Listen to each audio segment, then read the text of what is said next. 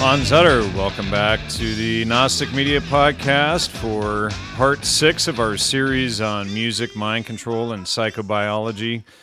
And it looks like we're going to probably need to do at least one more part after this. Is that correct? It probably appears so.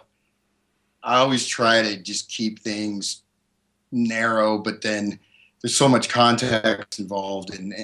And so I ended up finding all these other interconnections, and just like this, certain things aren't going to make sense without sort of a background. So yeah, it just keeps on going. So, and as I said, any one of these topics could just be expanded outwards ad infinitum. But well, the feedback from this series has been extremely positive. There has been quite a bit of feedback on my end. I'm sure you've gotten some feedback as well. I have, and actually, I was thinking about this as doing something. It wouldn't really necessarily be an episode, but just answering some of the questions or queries I've gotten, because there's a lot of interesting points people are making, and even I'm getting people are sending some different kinds of information. I'd certainly like to kind of bring that out, but obviously within this context, we can't really answer specific questions. But I'll try to touch on a few of those as they come to mind tonight. All right, so where do we want to begin? I know, we've got a lot of material to cover here, so how about we start with Hendrix? Yeah. Well, I've got a quote from Hendrix, which in a certain way typifies what we'll be looking at today. And this is, quote, "Music is a spiritual thing of its own. You hypnotize people to where they go right back to their natural state, which is pure positive. And when you get people at their weakest point, you can preach into the subconscious what we want to say." And that's from Life magazine. It's interesting, actually. Life magazine got a lot of candid interviews from a number of artists and other types of people. But so in that way, this idea of sort of hypnotizing people with music, to a certain extent, as we're going to look at, but also how the mind is defined and how all these things are interconnected. But primarily, we do have to look at the undergirding systematic substructures and thought systems that have led to particular ventures in this arena. All right, so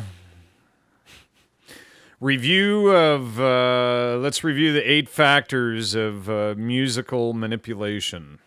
Okay, so yeah, as I went through in the first lecture, in which hopefully my book, I'm about halfway through, we'll get that out and people can review that and see these different elements that are not, I think they're logically apparent. Right. At the same time, these 8 factors, I did get some critiques here and there that there's no references. Well, all that stuff is referenced in a vast amount of literature. And primarily, when you look at music itself, you see that these positive sort of negative polarities are available for any of these levels. So today, when we're going to be looking at the nonlinear dynamic systems model, is a way to sort of step outside most of these paradigms and see how they interconnect and interrelate. There are some kind of troubling or perhaps speculative research into what could be described as, quantum consciousness. Maybe I shouldn't use the word quantum, but the idea of trying to get into this space of consciousness. However, these factors, we're going to see the way the human mind is modeled and understood really serves as a backbone for not only just a greater understanding of the contemporary society we live in, but also for clarifying how not all of these models work at all times. And all these things are interconnected. And by nonlinear, we'll look at some things a bit later about creating sort of cybernetic loops, closed system, psychological sort of traps. And I think that's kind of a big point of how music and manipulation works. So just like to have, I'm not going to go through all the points right now in the interest of brevity, but just like to have everyone maybe go back and look those over, and I will put out even maybe a brief little outline. So just to keep in mind that when we look at, say, for example, we look at influencing behavior control or crowd dynamics, social dynamics. That's one aspect. Even within that dynamics, first of all, you have to have a model of what the crowd is. Second of all, you have to have a model of what dynamics are. That is, what are you working with? What is the breakdown of the energetic systems within that? But primarily, as my intention in these interviews is to give people a way to sort of step outside and see the big picture and see these different models. Because an important thing to keep in mind is, look, these people are fallible. I'm fallible in my English there, but these people are fallible. They're not perfect. They're also tend to be very grandiose. And the fact is that if all this stuff worked exactly as it was intended, we would be a lot worse off. And so the amount of time, energy, capital, research, human lives that have gone into this is just immense. And the fact is that they're still are, rolling out different things. Every day you can see a new type of, discussion, debate, and things like that, coming out in terms of Obama's new thing or Cass Sunstein or whatever. This stuff is still ongoing, but the fact is that, generally speaking, there's a lot of core ideas that keep being referred to. So once you understand the core values and the core systemic structures, then you really have a much better grasp on working your way through this mass of material and also, life experience, et cetera. Yeah, it definitely requires a lot of life experience. I mean, when you're in your 20s, your teens, and you're hearing all of this stuff about music, all you want to do is just laugh it off. Oh, that's ridiculous. And then you get older and you can step back and see it. But hopefully we've provided enough information in this series with 6 video parts plus 5 radio updates up to now, with the 7th one coming.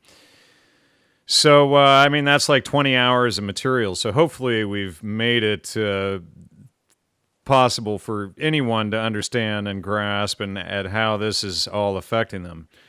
All right. So anyway, what do you want to go into next year?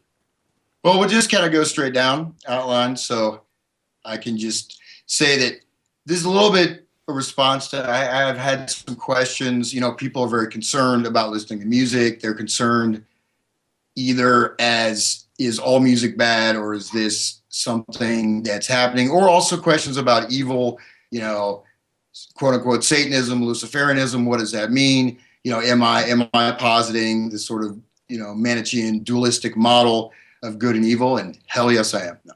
Actually, what the idea is... Well, regardless, if you're doing that, these people are using these dualistic forms. It's, and I mean, there is truth and there is lies and there is yin and there is yang. So, I mean, there is this dualism in nature. There is day and night, etc. So, if people want to call it what they will, it's still there. It's still being used. No, it certainly is.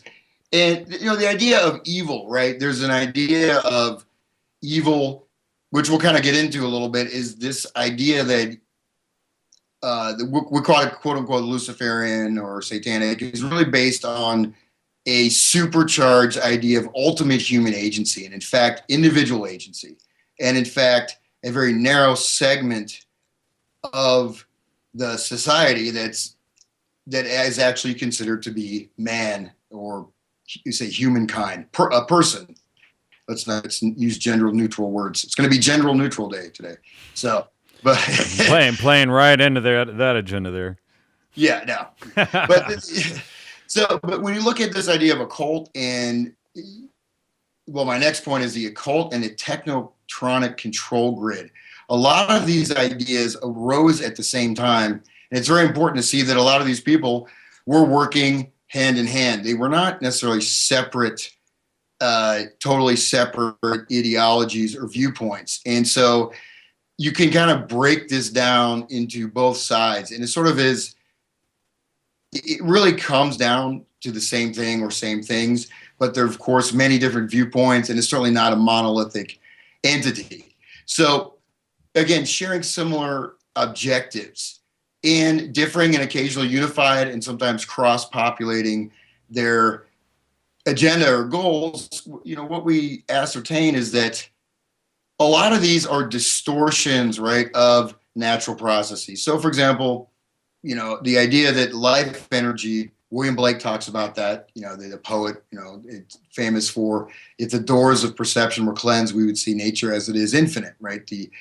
This English artist and poet who, talked about Satan or evil being this active energy principle, and then God being sort of this null principle of, non or inaction. The problem is that you get these manipulations, so where people, they begin to embrace negativity and begin to embrace evil, begin to take on a smaller scale what is being done on a much more powerful scale by the elite. So we can see this from the crack dealer who is mirroring the capitalist with his idea of, I'll kill anybody I want to make my money. It's just about me, etc. And you see it, the guy with the beater car that's breaking down with the, George Bush bumper stickers. And you see this across the board of sort of wending this elite agenda, whether it's sort of, you could describe as satanic practices or describe as this kind of uber selfishness, destruction of community. This agenda gets presented to the masses as a valid mode of being, which sort of erases our innate sort of moral code, our innate sense of what's right and wrong, and that's kind of makes us into psychopath juniors. So I think that's kind of the main point when I describe what is evil or satanic, is really the reversal and the usurping of our natural function as being connected to a society. And not only that, but this stuff is laid out in essentially the Bible. Whether or not you believe the Bible is irrelevant, and clearly these people are taking that and flipping it upside down and using it to deconstruct society. You don't have to believe in Christianity necessarily or anything else to see that going on there, to see all of the satanic references. And that's a lot of what the Kabbalah is. That's not the whole Kabbalah, but a lot of the Kabbalah, there is a dark side of the Kabbalah, and it does take stuff and flip it upside down for manipulative purposes. And, so that stuff is there. Obviously the Kabbalah came out of the Jewish religion, as well as the Torah, the Old Testament. So it's there. Do you want to look at it or do you want to ignore it, essentially? Yeah.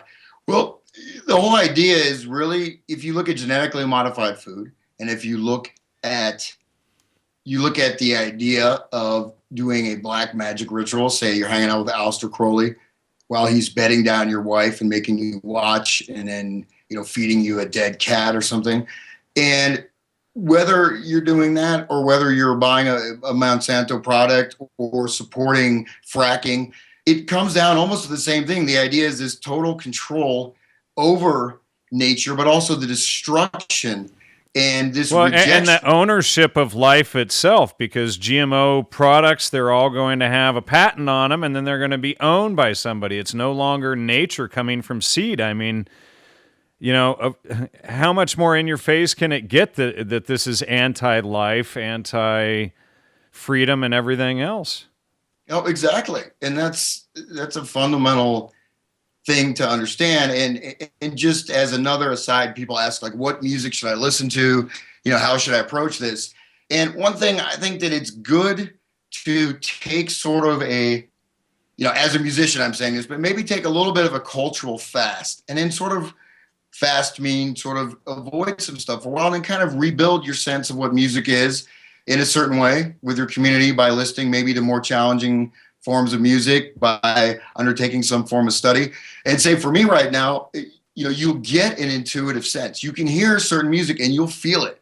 You can actually feel it resonating in your body. And it's not even really a question of, having to analyze stuff. You can, something has a harmful effect. Naturally, we're going to be aware of that. And the whole thing is training us to avoid what is naturally good, training us to avoid good foods, training us to avoid positive, constructive relationships. Yeah, well, family, good thing. Oh, we need to have as much wild sex partying as we can so that we can grow old and rely on the government.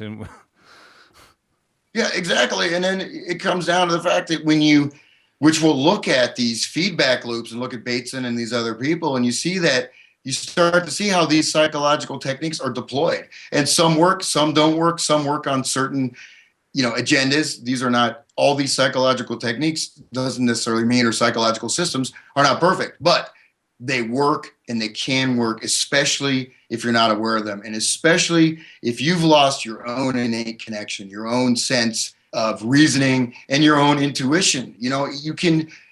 How many times do you walk in somewhere and say, man, this is not a good place, or these people are not good people, but I'm going to go hang out with them anyways? How many times do we still our own sense of what's bad? That doesn't mean you have to become paranoid and things like that. On the other hand, you should be aware of that and have your full sense of reasoning, as well as being able to control your emotions. And that goes back to one of the things we talked about earlier about Plato saying music gives a way to deal with emotional responses and not be taken over by them, not be limited to this impulsive stimulus response behavior, and not viewing adolescent drug addicted rock stars as some kind of model for human development, which is kind of how I grew up, probably how you grew up, right? Who are you going to model? You're going to model Ronald Reagan, or you're going to look at Jim Morrison or Robert Plant or whoever and say, these guys are free. These guys are doing what needs to be done, and I should be like them. And that's a big part of how this works. Not that you should idolize Ronald Reagan. I'm not saying that, but does that make sense? And the irony of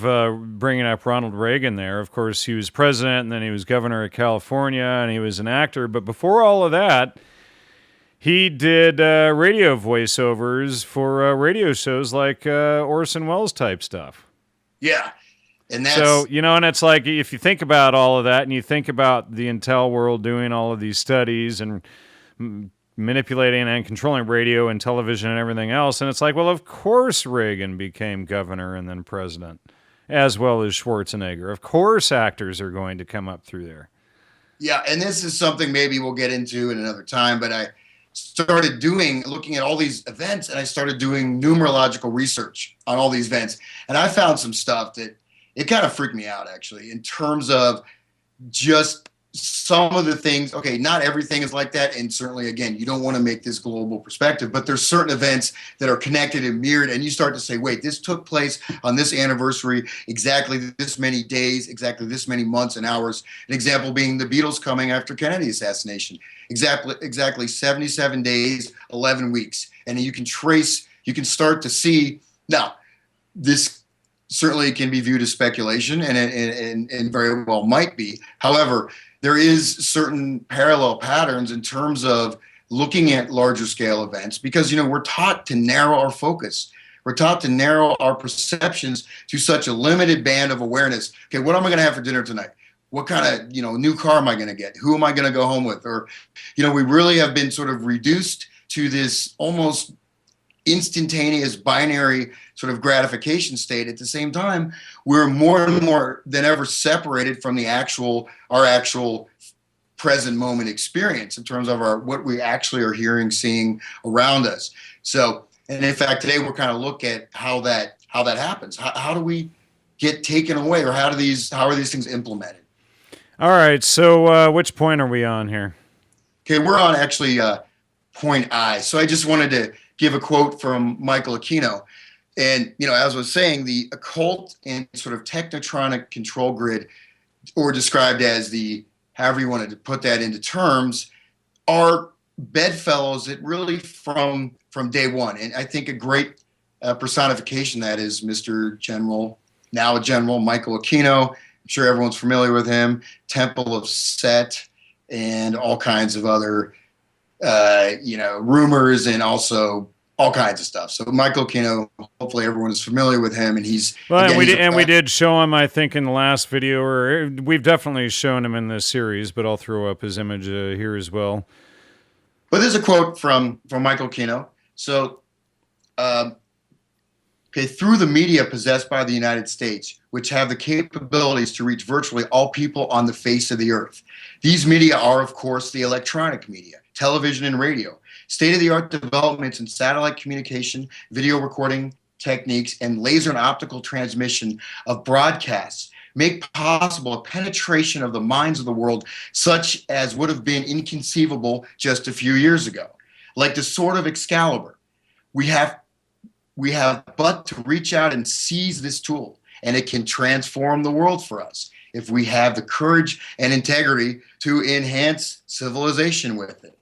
If we do not accept Excalibur, then we relinquish our abilities to inspire foreign cultures with our morality.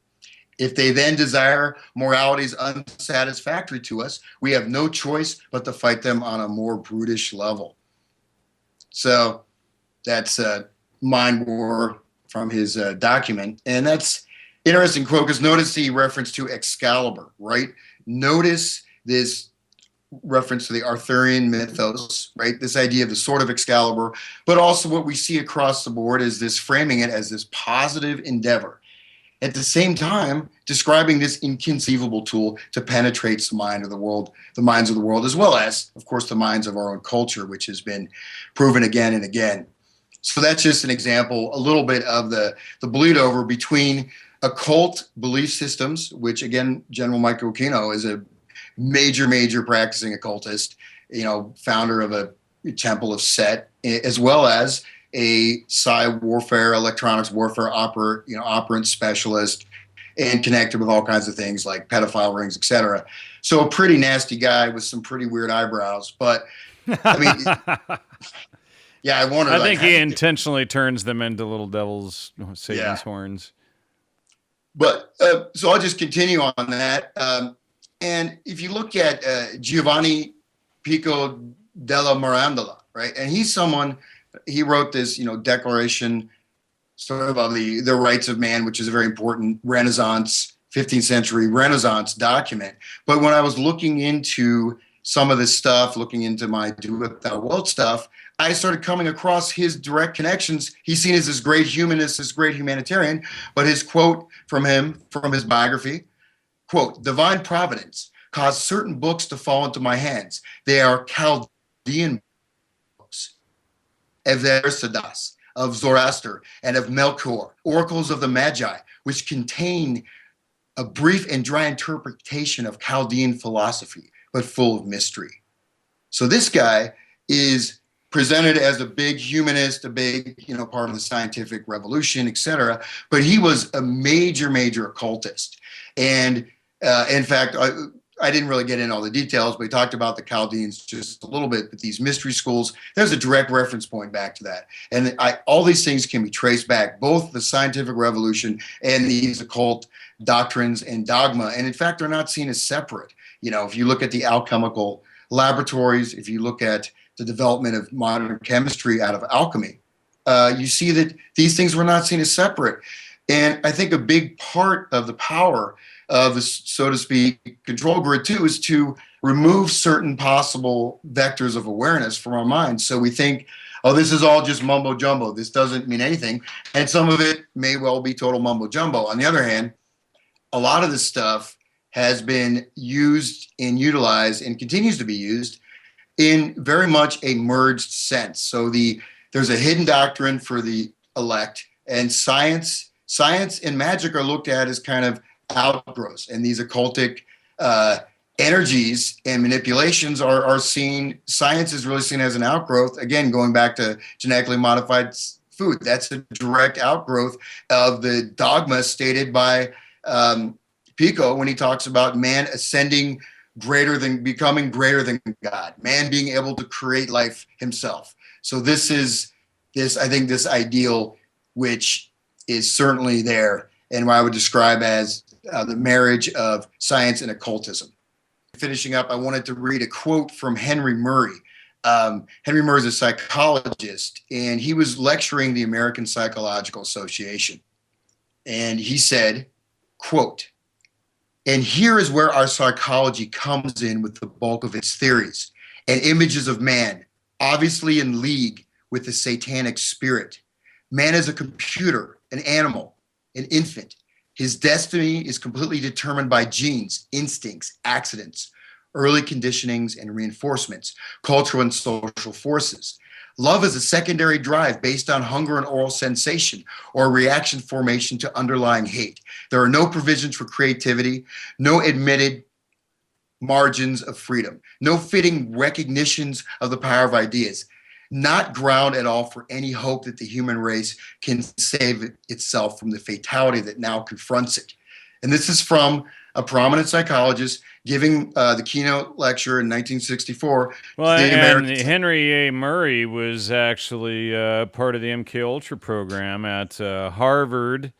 And, of course, he was CIA, but he was at Harvard, and Timothy Leary was under him, and he worked with guys like B.F. Skinner and Dr. Robert Hyde, and also there's a possible relationship there to Gordon Wasson, but he also heavily influenced Dick Price, who was actually in his department, and then Dick Price went on to found the Esalen Institute. So that's who Henry Murray is.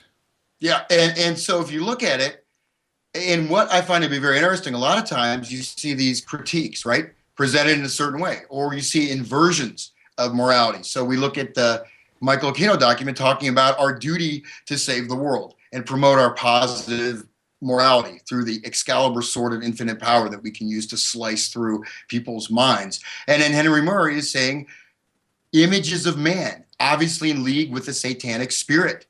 And it's saying this is where our psychology comes in with the bulk of its theories. So right there, he's making that statement, which, to be honest, I wasn't familiar with his other connections. I just, I was, doing some research and I saw that quote. I thought it was a great quote, and I took it to be a critical quote. And now you're saying he's with MK Ultra. So, well, yeah, I mean, not only that, but Timothy Leary worked in his department. He's one of the big guys that they've actually thrown under the bus in regard to MK Ultra, Yeah. And so again, could there be a more direct statement of this entire system than that? I don't think so. I mean, it's pretty much describing, reducing us to these forms, reducing us to a computer, reducing us to infants with no possibility for freedom. And that's exactly, kind of what we're going towards. And hopefully we can reverse that trend. So we're basically. I agree. Go ahead. Yeah. Okay. Yeah. So just briefly to kind of go over what we're going to talk about, we're going to just look at some of these basic psychological paradigms, just to give people a sense of how some of the things have been used, manipulated, et cetera, as well as just to give a sense of how the mind has been modeled. And then we're going to go into, I'm going to take all this theory and apply it concretely to specific analysis of two pieces of music. So this will be all grounded in empirical, interpretive reality. So we'll just kind of dive in, and I'll kind of touch on these points, not going into tremendous depth, but hopefully give people the interest in sort of following up on some of this stuff as well. All right. So grounding basic psychological paradigms. Okay. So when we look at psychology, we have to understand that it's not a new field, right? Psychology did not just begin in the 19th century or the 18th century. Psychology has been around for as long as there have been human beings. It just was embedded in different ways. And sometimes you're going to find a much deeper psychological understanding, or a much more clear and compelling, what we call quote unquote psychological understanding, in even going back to ancient Greece, going into various artists and philosophers. especially religion, because religion was really primarily, if you look at it, it's primarily a psychological system, ideas of development and things like that. So, ritual, a lot of times psychological understanding was embedded in ritual art, et cetera. But we do see a shift in the Enlightenment era. And in the Enlightenment era, we have this idea that man is like a mechanical clock. And if you've ever seen some of these amazing mechanical inventions, they have like entire, incredibly complex, moving scenes and these clocks. So they really got into this idea of mechanization and setting all this stuff going. And so the idea of the clockwork man, the idea that man can be programmed and controlled is sort of a fun. Go ahead. I was just going to add Kubrick's Clockwork Orange, that's right in your face there. Exactly. And most people are not, partially because the education system has been nullified to the point where people don't have any basic ground in how this civilization developed. Because if you read Shakespeare and listen to how most people talk today, half of those words are gone out of use. And those people that are educated, that speak to each other through their academic journals or other types of dialogue, have basically shut out a vast portion of the population that no longer has grown up with not only. Well, and that was the intent of guys like I.A. Richards, who developed the 850-word English language, and he was right smack in the middle of all these guys, Yeah, and so just continuing with that, we look at Freud, Sigmund Freud, who became such a seminal figure in psychoanalysis, development of modern psychology. I'm sure everyone's familiar with Freud's impact, but to what extent are people familiar with how Freud changed how we view the mind, right? So, for example, in Persian, in Arabic, and Hindi, the idea of mind is actually mind and heart, right? This idea that our emotions and our mental processes are interlocking or interlinked phenomena. And with Freud, we had this idea of the ego. So when we define an ego, he's a big ego. He's an egomaniac. Well, when we even use that word, we're really using a Freudian definition of the self, which, just like the removal of certain linguistic forms or their prevalence in different cultures, indicates a lack of perception of those modes of reality. In the same way, in an analogous way, Freud's conditioning our response of the ego, the superid, the Oedipus complex, all these things, makes us see our minds sort of with this teeming, seething unconscious of all these, very animalistic drives. We all want to go out and be like Oedipus and things like that, which not only based on a lot of fraudulent research, but also really narrows and limits how we view what ourselves are, how we experience ourselves, and even the idea of a big ego just being a term. These sort of blinders wend their way into our discourse, and we really kind of have to break free and understand where these things came from in order to remove a lot of these culturally embedded paradigms. Indeed. All right. So Mesmer, Lacan, Bateson, and I've covered Bateson a lot. I've covered Mesmer some. Okay. Yeah. Well, these guys are, if we look at, so I started out with the kind of the mechanistic model.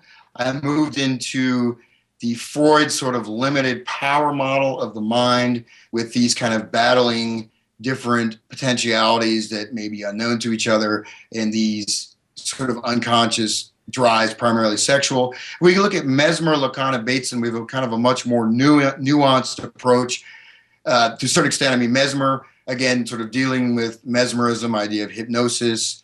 We talked about that briefly, but this is idea, again, of going into someone's subconscious mind and being able to manipulate those contents or being able to influence their behavior. And also the opening up to the exploration of this entire inner realm and sort of mapping this inner space, or at least understanding how to manipulate that. Lacan, who we'll talk about a lot more detail, is very important. He's an a sort of a critic of Freud who's coming out of a Freudian paradigm, but expanded and sort of critiqued some of Freud's theories, and some of his models were certainly cited quite a bit in the Princeton Radio Project, and I will argue have been extremely important, especially in music. And then Bateson, we'll look at Bateson as well, and Bateson is another person, again, with a model that's much more nuanced. But then we take Mesmer and Lacan, and then we suddenly put these into a model of an energetic system that can be manipulated and sort of set on its own course. So we create these semi-autonomous, even cultural or individual operating psychological systems. And we'll even look at Bateson in more detail when we look at the Beatles. So that's just kind of the second or third stage of the development of psychology. And Kurt Lewin, he's another good one, and I think I've covered Lewin in some of my work. But let's see, Kurt Lewin, he was one of the founders of the Macy conferences and Project MKUltra. He worked for the Tavistock Institute. He was a big-time Zionist. He was also a eugenicist, of course, also worked with B.F. Skinner, who we just mentioned, worked with Norbert Wiener, was at MIT, etc. Yeah, and Kurt Lewin is important sort of in this idea of psychobiology. And this also connects with bioenergetics, which I may get into a bit later. But Kurt Lewin, in one sense, went beyond the work of these other people because he looked at this, went from the idea of modeling the life world, using important book he has, Principles of Topological Psychology. So this is an idea of looking at not only outer space in terms of our relational space, societally constructed structures, but also different types of inner world, inner drives, developmental model, but really looking at mapping and modeling both inner and outer spaces. Again, using a very detailed topological model, and also looking at external conditions, how these are influenced, how our perceptions of external conditions are manipulated by changing the inner sort of life world spaces as well as changing the outer life world spaces.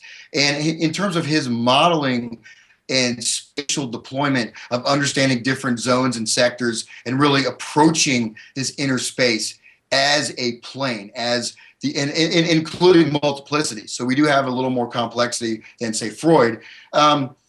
Llewellyn also, did work on a very pragmatic and sort of scientific agenda as well. And I won't get into critiques of him, but needless to say, he has another very fun document, Mental Health and World Citizenship, a statement to the International Conference on Psychological Health, written in 1948, where he describes remodeling societies on the principles of mental health, working on individuals, social groups, dismantling tradition, working on ideologies, working on setting up this entire very detailed infrastructure on multiple planes to increase mental health. And his important thing that he emphasized was the plasticity of individual societies. So in this way, he was kind of way ahead of his time, because a lot of these people, even someone like Chomsky, in terms of his generative grammar, looks at the brain as sort of like hardwired like a computer. Llewellyn looks at these things as plasticity, meaning that with neuroplasticity, things can be changed, even things that seem to be set in stone. Like look at marriage, look at gender. This stuff, you can just turn on your TV, open up your newspaper and see that even basic categories like gender, you have to use, one of the funniest things I saw recently was some faculty member came up with a list of gender neutral pronouns to use. So you have to call like or him or something, and it just absolutely ridiculous. You're not supposed to say his or her because you're going to offend someone. But I mean, dude, gender is pretty much biological. Now, in India, you have an entire caste of transvestites known as hijras. They have their own political system. I've been chased by a crowd of hijras. They sing songs. You have to give them money, and they can be very aggressive. I mean, they're almost like they have their own mafia. But in India, it's just sort of a naturally accepted part of life. And you have these groups. And one of them became a senator. And India is much more, quote unquote, conservative than America, but it's not looked on as you have to distort natural, systematic structures or functions for the point of anomalous things, which are part of any system, which have their own place. And I have nothing against and we both know the agenda behind all this gender neutral nonsense being peddled. Yeah, but anyways, with Llewellyn, we have this idea again of for the greater good, we're going to remodel, restructure society. And so this document, which I'll send you a copy of, Mental Health and World Citizenship, Destruction of Nationality, Destruction of Tradition, and Allowing Us to Become World Citizens, 1948. And so this stuff is going to this day. All right, basic development and ancient Greece. Excuse me. Okay, so now we're going a little more detail, a little more close focus, a little soft lighting. I should have a disco ball in here. I love. Perfect.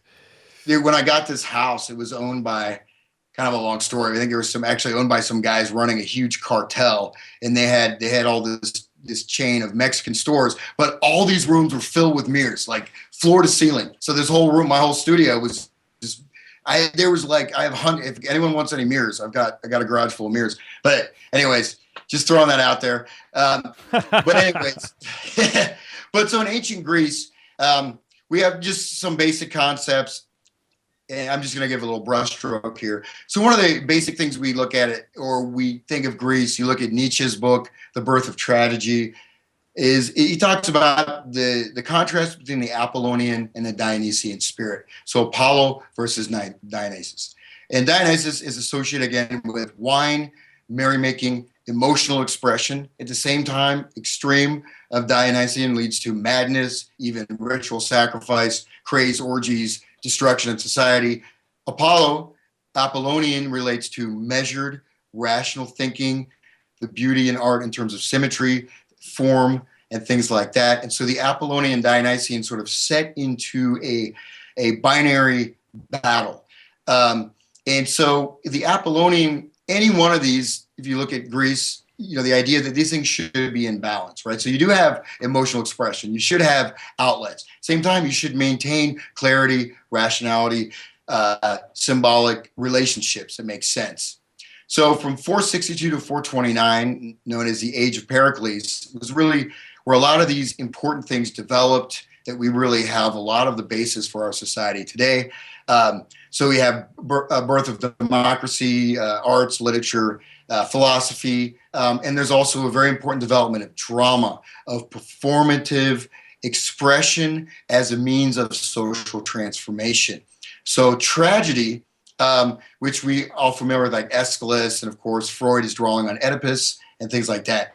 But the idea, the end result of tragedy was not to uproot the social system, but actually to embrace the joy and pain of life, the ecstasy, the agony, the rationality, the whatever you want to call it, the whole life story, and create an end result known as harmonia, which is harmony, and symphronesia, which is symphony, not sympathy, but symphony. This idea of creating a mutually vibrant society with everyone able to express themselves, but also working in harmony, just as in the idea of musical symphony comes from that symphonorasnasias. And I probably mangled that, but I'm not wearing my glasses, so, we'll look it up. And then if you look at this idea of the Dionysian, if you look at the 60s rock, would that not be considered the era of Dionysian excess, Jan? I would most certainly say so. And you think of Woodstock, and I mean, shoot, I even interviewed this guy years ago, Chris Knowles, who wrote a whole book on how rock and roll was based on the Dionysian mysteries. Of course, he wasn't exposing much of this. To him, it was just kind of, well, gee, how did this all happen, I think, Yeah. Well, I mean, that's certainly the case. Second, I want to turn on my power here. No, exactly. And so you have someone like, let's look at Jim Morrison, right? I'm the Lizard King. I am embodying the Dionysian spirit of of the world. And this whole idea of excess, of breaking the boundaries, of breaking the barriers. And in fact, I myself, I was kind of enamored with that idea of being Dionysian. But then if you go a little bit deeper, you find that if you look at the Hellfire Club or all these other places, you go to Aleister Crowley, they're even reviving some of these Dionysian ancient rituals. Now, we're not getting the full story when we see, Jim Morrison or whoever it may be, Janis Joplin or Syd Barrett, another great example of Dionysian freedom, right? Ending up, 50 years old, overweight, absolutely insane, living with your mom. But but anyways, so this idea of this Dionysian excess, right?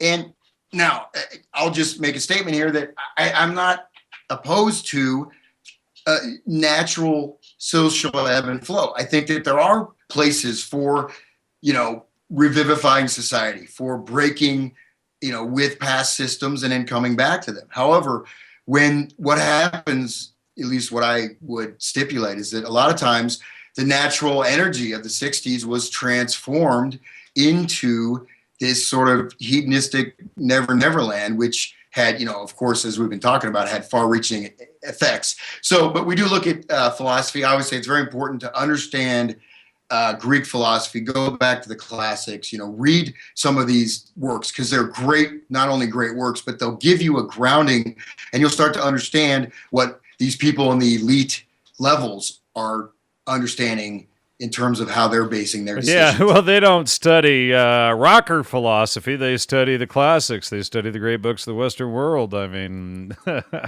exactly. So if you want to know how the world is run, maybe you should stop studying rocker philosophy, Yeah, and that's exactly goes back to the point I made in the beginning, is that you get this sort of dumbed down, superficial little catchphrase, political campaign button version of something.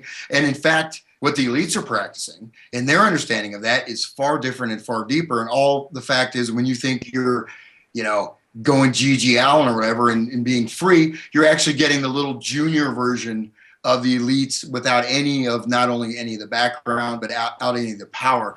And so this idea of sort of inculcating people into their belief systems, but generally speaking, again, on a much lower level. So again, going back to, the crack dealer, listening to Snoop Dogg, who goes out and shoots somebody, his ethos is not far removed from someone, setting out drone missions and killing a bunch of innocent people. However, this guy is a total victim of the system, and he just embraces this, and not, instead of being an active participant in changing the world, becomes another mechanized cog in the great machine of the clockwork man. All right, so let's dive into part 5, Lankin and the mirror stage. Yeah, Lacan, I think, is really important because Lacan, we sort of get a nuanced look and an actual modeling or a mapping of how art works. Now, and this is, again, Adorno talked about this in the Princeton Radio Project, and this idea of the mirror. So the idea of the mirror is represented in the infant through the mother primary caregiver. And this produces a psychic response that gives rise to a mental representation of the I. So the idea is mirroring. As a child, you mirror the other, your mother, and the infant identifies with the image, and this becomes a gestalt, right? This becomes a holistic framing of the infant's emerging perceptions of selfhood. But the image of a unified body does not correspond with the underdeveloped infant's vulnerability and weakness.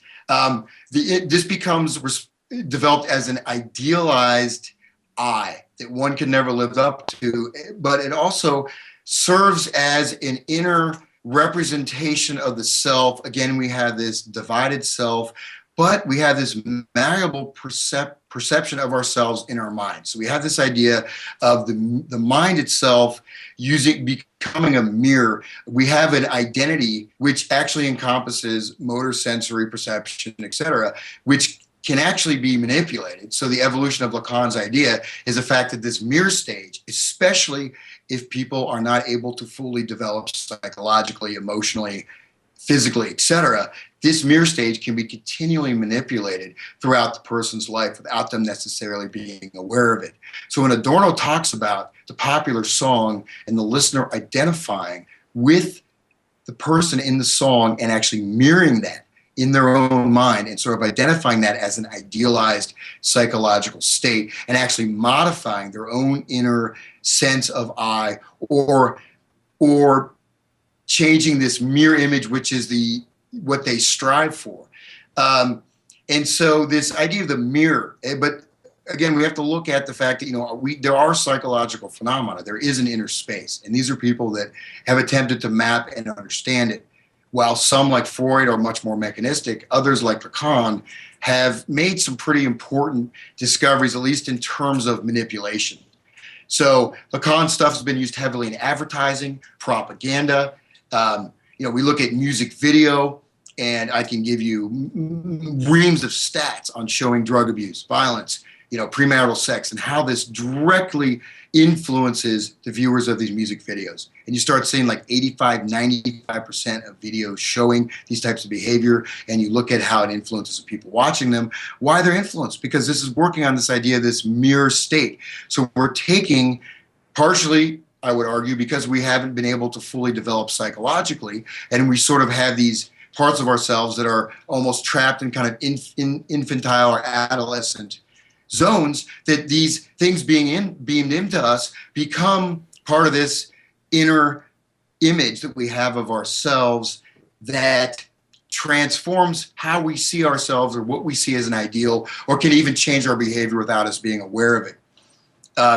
And also, I think this might reflect too if you look at satanic and occult imagery. So we're looking at these videos in a sense, especially again, if one is not developed enough to be aware of what's happening, this will operate on this sort of subconscious fractured plane where we went and mirrored our parents, but yet we couldn't be like them because we're just little babies. So we can't be like the rock stars. We can't be like, these people, they're set apart from us. They're celebrity. So the whole idea of this cult of personality of celebrity is also sort of bouncing off this idea of Lacan's work. And again, certainly a development of Lacan's work, because Lacan, like Freud, kind of was sort of stuck with mother-child relationships. But I think that he's very important to understanding music and mind control.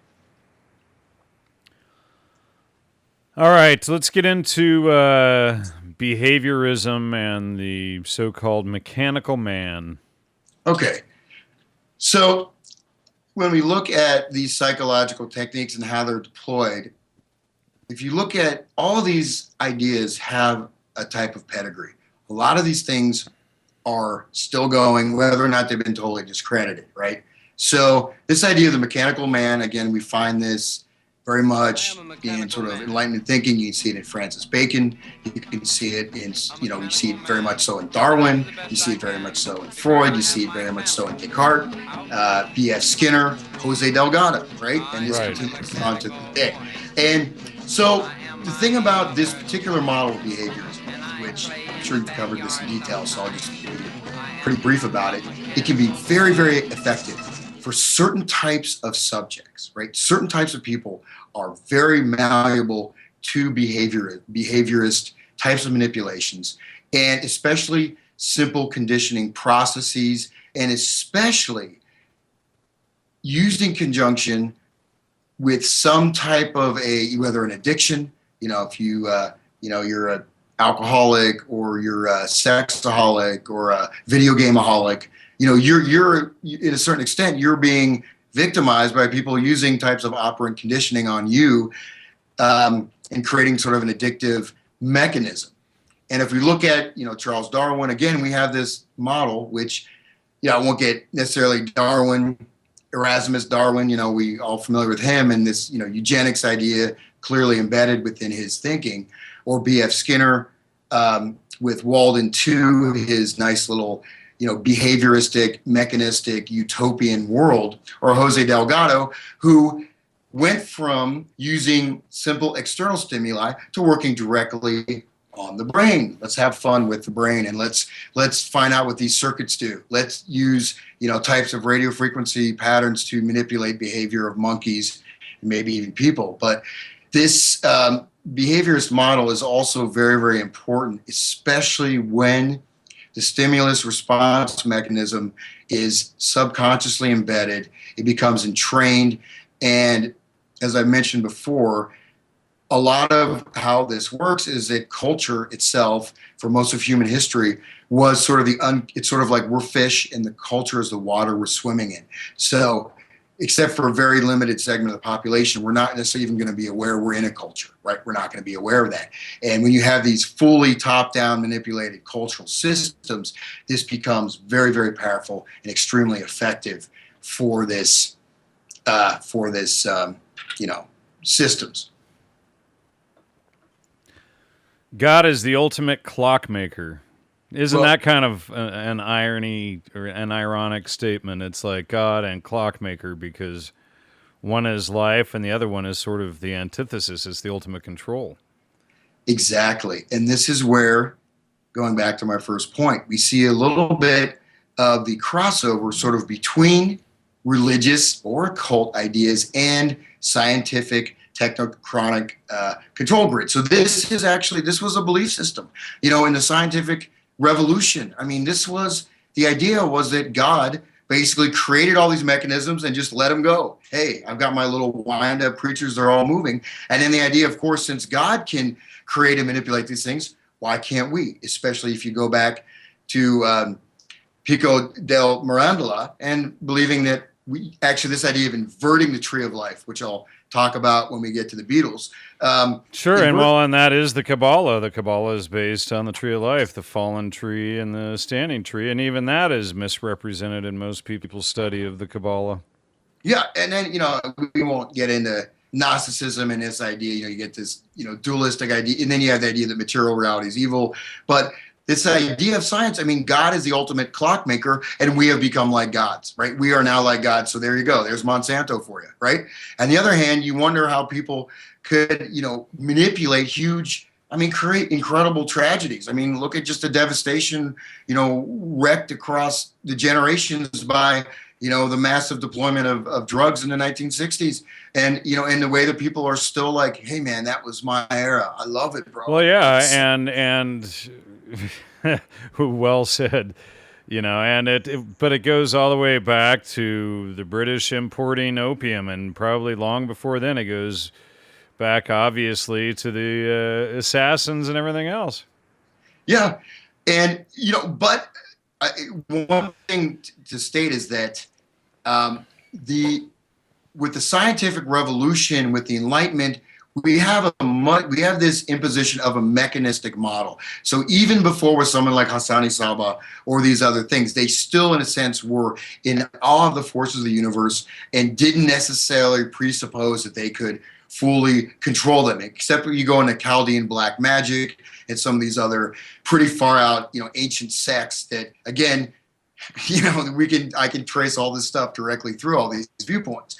But yeah, I mean, you look at the idea of that God is the ultimate clockmaker, or seeing yourself, manifest destiny, seeing yourself as you mentioned the British and the opium trade in India. They went in. India had the greatest weavers in the planet. They went and cut off the thumbs of all the weavers, and it made them import saris made in manufactured in factories in India. Right? To do that, what kind of mindset does it take?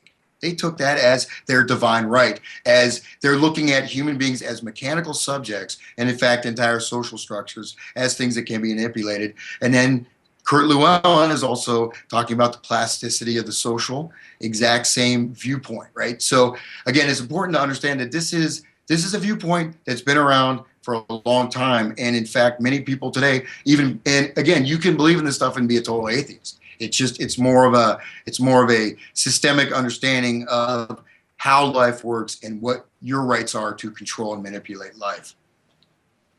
I'll just keep going here. Sure, yeah, go ahead.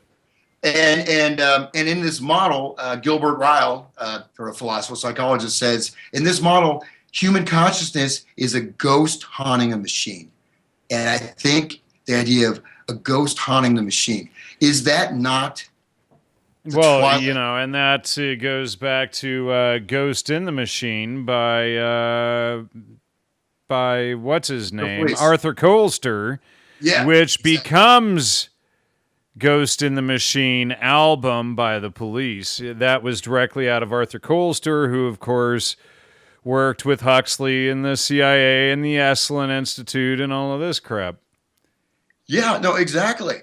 And again, but this, the idea of a ghost haunting the machine is that, going back to the quote from Henry Murray, it's like a stripping away of everything that is beautiful. I mean, again, I'm someone who has gone through, a variety of different, belief systems. I mean, not, I never got into, I never like got into transgenderism or anything, but, I mean, I sort of started to believe in this sort of deconstructionist model, and even saying, well, who are the ancient Greeks? There's nothing. What's literature? It's nothing. Our idea is powerful? No. But when you take this idea of being a rebel and smashing everything, you end up literally as a ghost. You've cut yourself off from all actual nourishing facets of life, and actually have become your mind has become a ghost. And oh yeah, the automaton, the automatic machine that just, they're programming you. That's what it's all about. That's why they want everybody following rocker philosophy and not reading the classics and all of this stuff, isn't it? Yep. And let me just summarize this section here with a quote from James Mill. You familiar with James Mill at all? No. Okay, James Mill was a 19th century.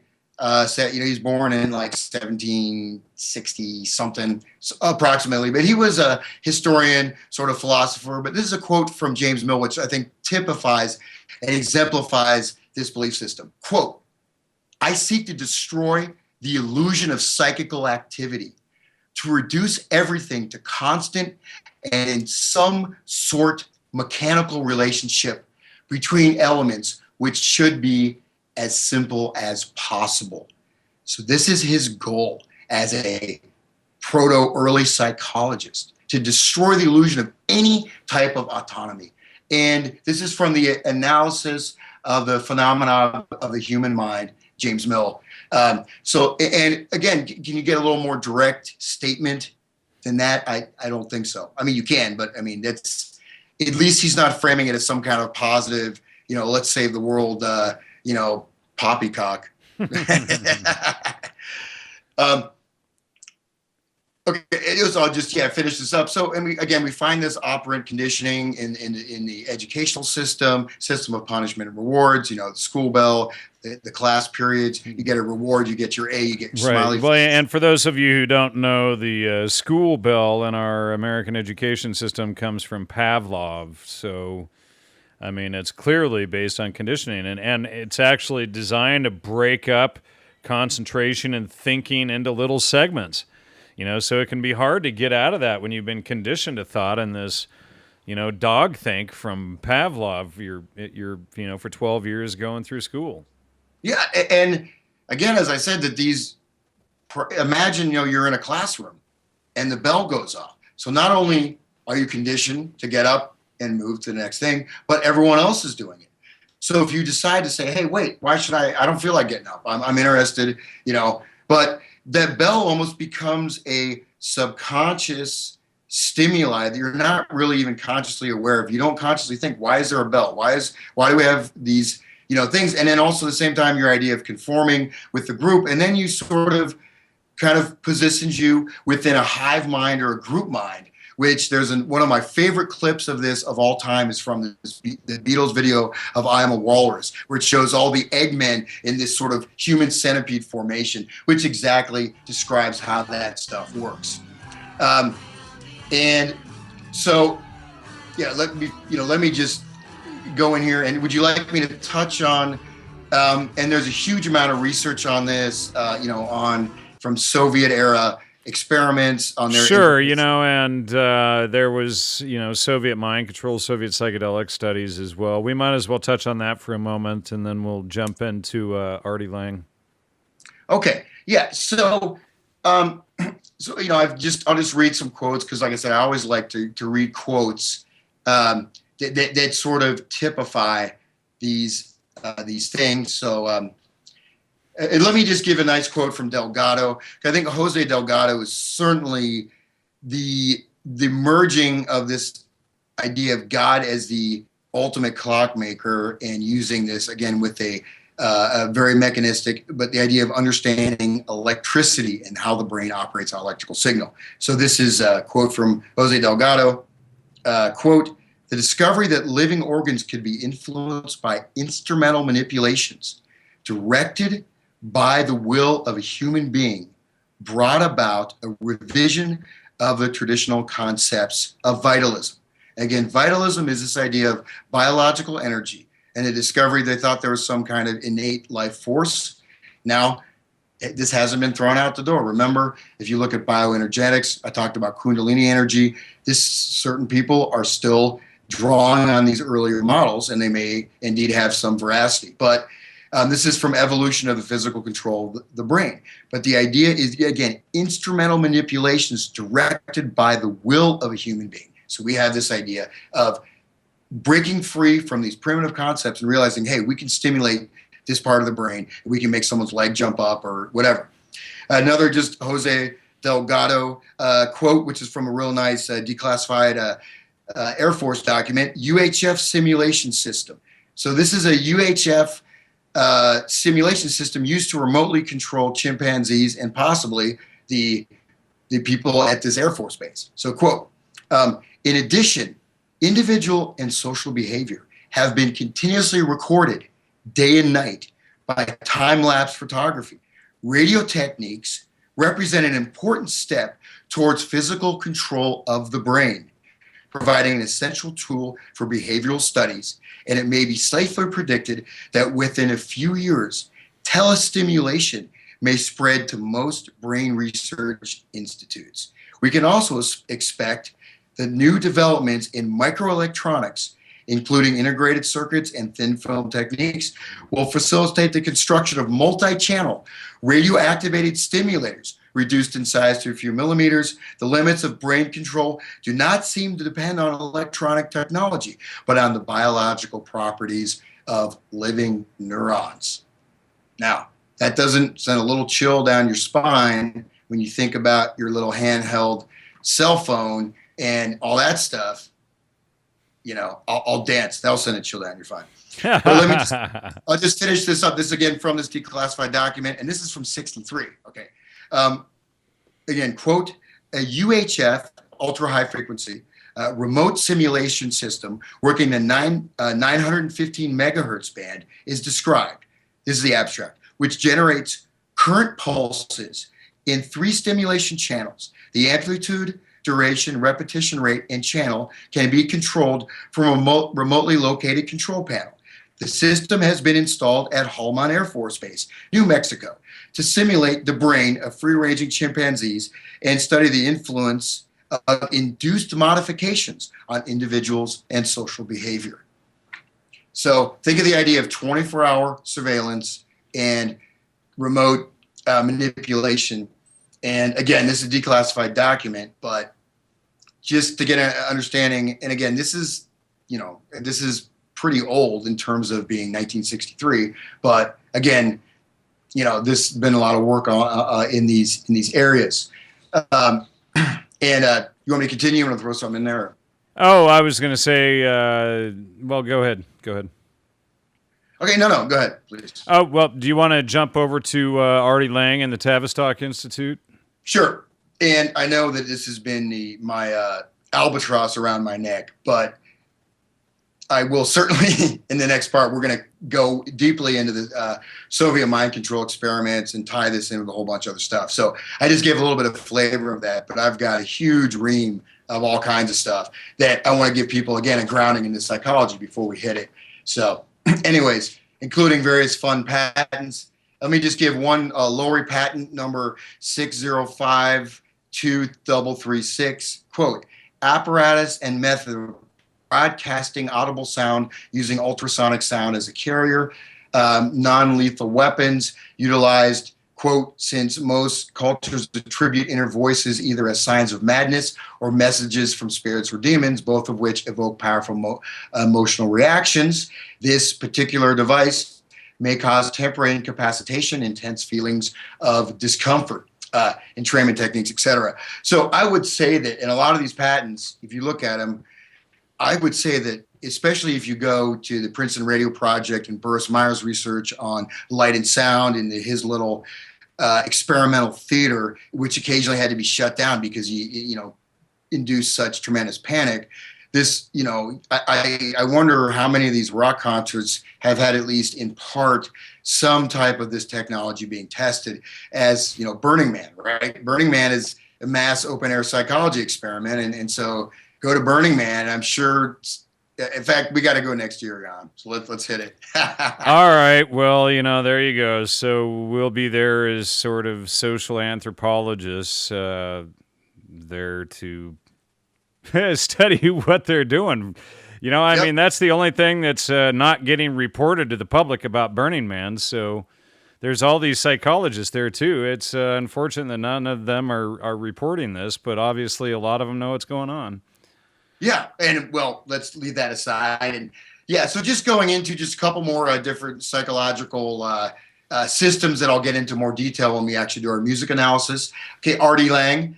Artie Lang is a very influential psychologist because he looked at this idea of the schizoid split, or also known as this idea of schismogenesis, which is a really fun concept of creating sort of split off personality segments, and this idea that we all are, in a certain sense, schizophrenic. Actually, society itself may be schizophrenic, and in fact, the schizophrenic person may indeed be saying, "Hey, let's try some LSD and have a schismo."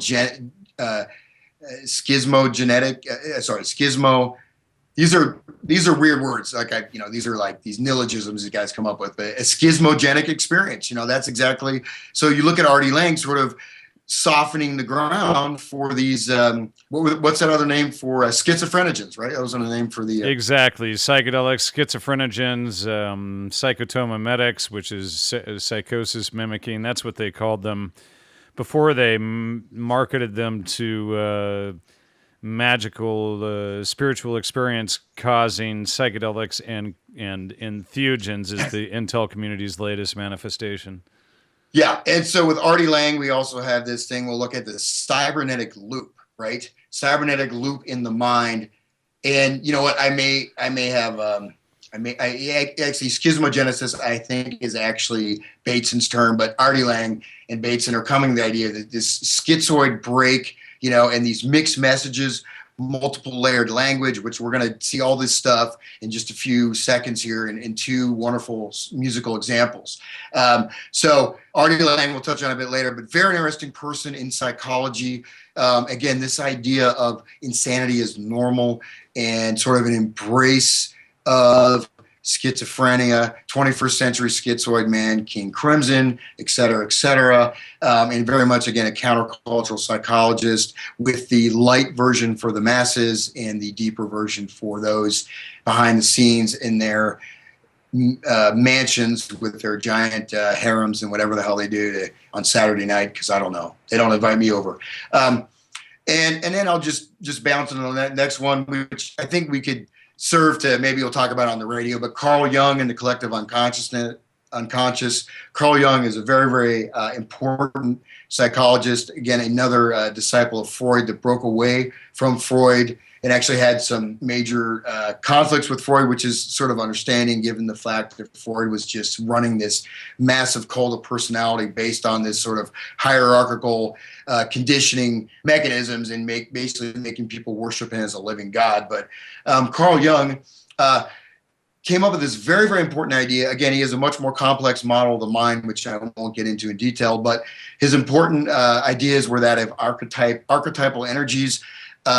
Basically, there's a collective unconscious, there's a personal unconscious, and then there's a collective unconscious, and there's certain types of archetypal forms.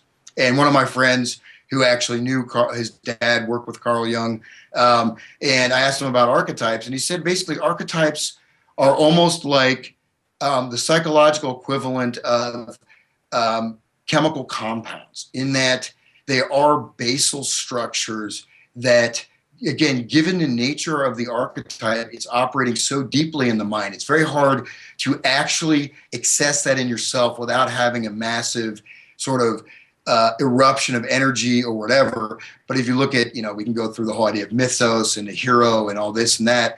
But within the archetypes, you're really looking at sort of base. That was Joseph Campbell, who worked with SRI and MK Ultra. Sorry, go ahead. Yeah, no, exactly. Yeah. So when you start to manipulate these things, and then when I get into John Lilly's programming manual of the mind, of the subject, and LSD actually opened up a lot of doors for this type of research because it was, but anyways, line in a flotation because tank. it's causing hypersuggestion to allow them to get in there and look at all this. But also allowing the psychologists to explore their own subconscious mind and understand all these different inner worlds, which is exactly what Llewellyn was talking about, but he may not have had the means to do it. But anyways, so the collective unconscious, again, is this shared, either it can be considered a racial, cultural memory, a human memory with these different forms that can be accessed. Look at our media, perennial rolling out of basic hero and villain archetypes. You can see the archetypal roles all over the media, and especially as it becomes more and more dumbed down, the nuances and reference points become distilled. But if you wonder why people get so, like Obama, the Obama frenzy, how people got so hypnotized by Obama. Well, Obama, in a lot of ways, they're working off archetypal energies. And you go to something that's almost like a primal human urge or instinct, and you start to work with that or manipulate that or invoke it. You invoke the response, and then you give the stimulus, and you relate people to this particular stimulus point. And so this response is geared toward what you set up as the target point, and then you can do all kinds of fun stuff with that. Another thing Jung talks about is the shadow. The shadow is a lot of times used to justify sort of like even dark shamanic practices. Well, hey, the Satanist stuff, they're just working with their shadows, man, I mean, the satanic, you got to accept it. You can't fight it. You got to explore it and come to terms with it and come to grips with it. Well, the shadow self, I think, is certainly there. However, and again, you have the pop psychology version of Jung, where the shadow should be embraced. You embrace the dark side. You embrace this stuff, and it's all good fun, etc. And then soul image, we'll move on from that because that's a lot more detailed. But that's a crash course in sort of some very important thought systems and paradigms in contemporary psychology. And I hope in that little, freight train, we were able to kind of outline the stuff. And All right, so Hans and I just took a break for a few minutes, and now we're starting part 2 of, or section 2 of part 6, whatever you want to call it. But anyway, let's dive into this analysis of music. We were going to start off with this children's record called The Little Puppet, and from the Children's Record Guild from the early 1950s. Yeah, and this recording, let me just give a little background. Children's Record Guild supplied many records, usually sometimes free at very low cost rates, to kindergartens, elementary schools throughout the country. And a lot of times these were, they were played for kids. This particular piece is a dance song. You imagine that you're a 5-year-old kid, lights are out, and then your teacher gets you up and they put this song on. So if you want to go ahead and roll the song, and I'll break it down after that. Here we go.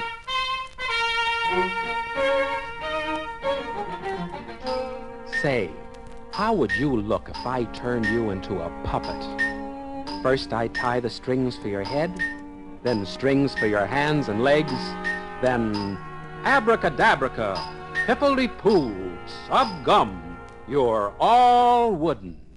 Here's a puppet boy, he's all wood from head to toe, and here's a puppet girl, she's as wooden as the boy. Here's a puppet boy, he's all wood from head to toe, and here's a puppet girl, she's as wooden as the boy. Now I'm going to pull all the strings and make you move.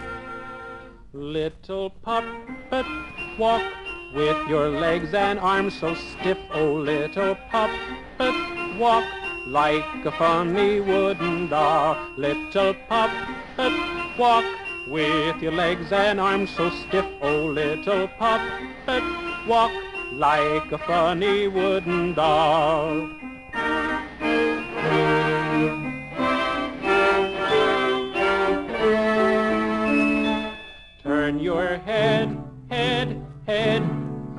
to one side, then the other. Turn your head, head, head, like a funny wooden doll.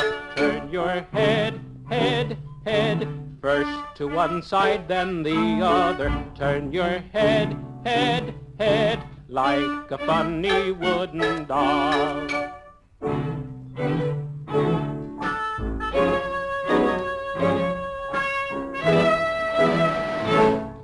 Lift your arms up high, lift them up and down, you drop them. Lift your arms up high like a funny wooden doll. Lift your arms up high, lift them up and down, you drop them. Lift your arms up high like a funny wooden doll.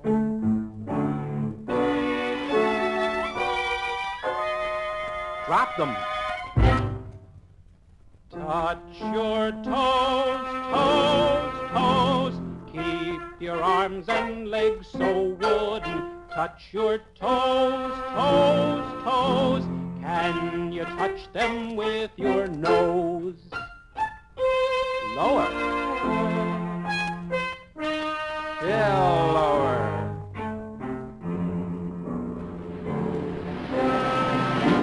Boom. Did you fall, little puppet?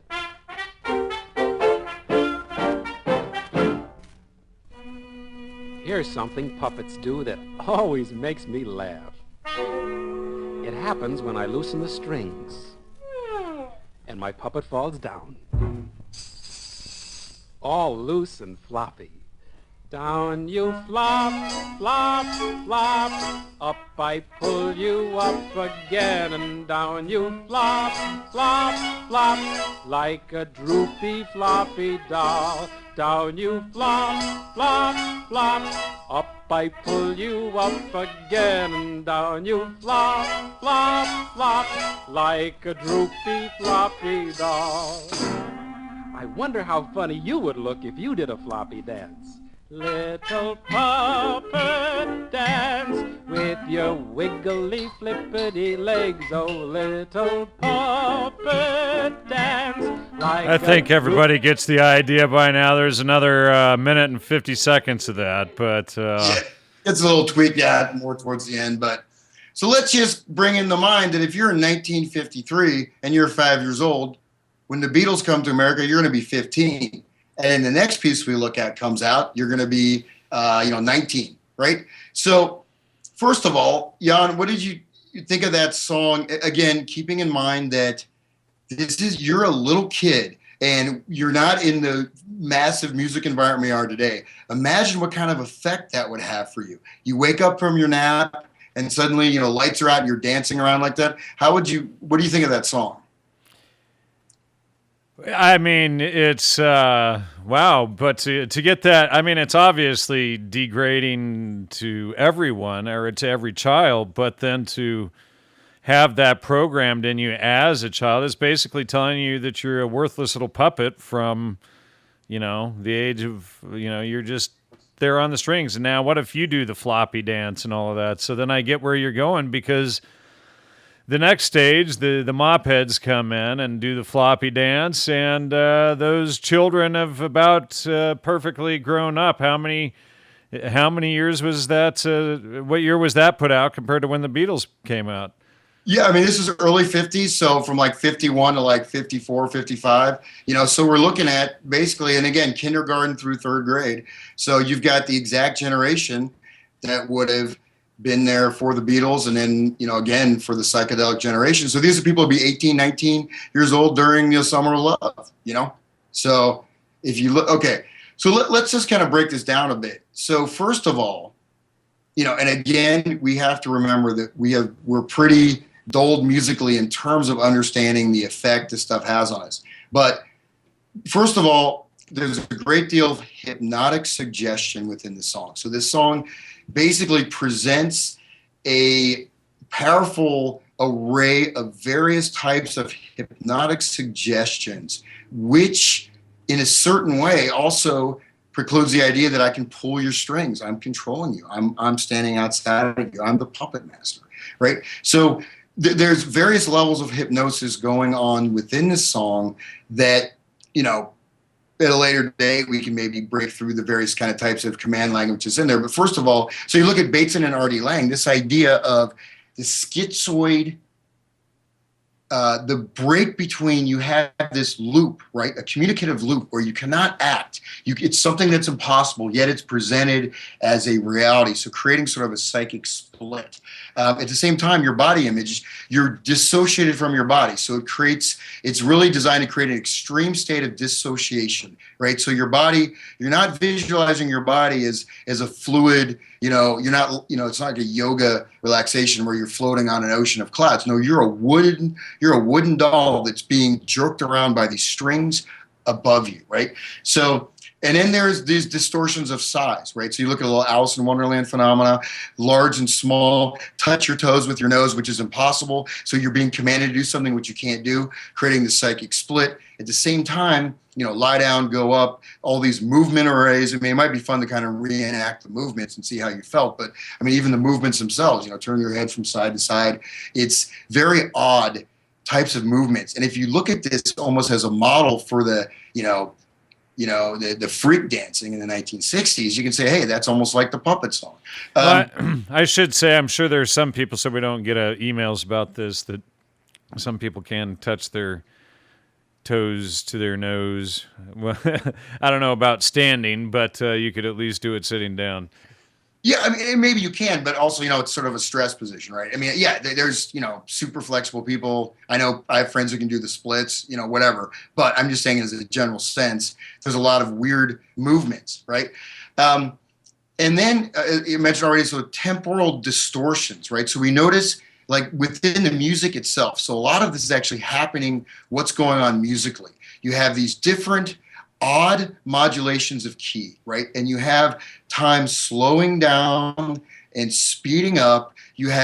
So there's also this idea, which is looked into by Soviets and, American psychologists and other people, the idea of how we talked about entrainment, right? So you're kind of going fast, you're going slow. So you're getting this kind of spatial temporal distortion. So it's kind of like a bad trip, but it's just for kids. So it's fun.